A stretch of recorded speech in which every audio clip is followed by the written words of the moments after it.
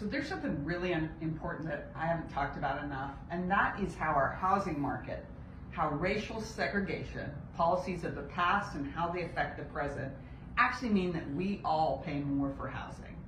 Let's talk a little bit about that. So with housing, I think you surely recall that after the Reconstruction period, Jim Crow laws forced Black Americans to live in only certain neighborhoods.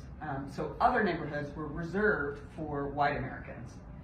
At some point, the fairness and court cases pushed that to no longer be the fact, but that instead turned to redlining, which meant certain neighborhoods being considered bad neighborhoods or not able to borrow to buy in those neighborhoods. And that affected home ownership rates for Black Americans, but that also meant that white Americans were living in artificially inflated neighborhoods, and that continues still today.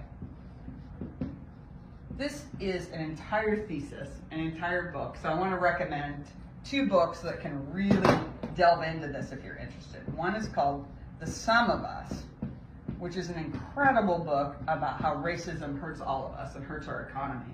The other is called The Color of Law.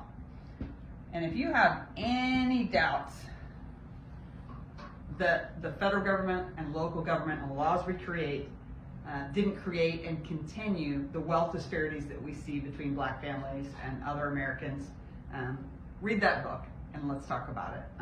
Very important resources as we move forward. We have to recognize how these policies impact us still today and how it affects our ability to find safe and affordable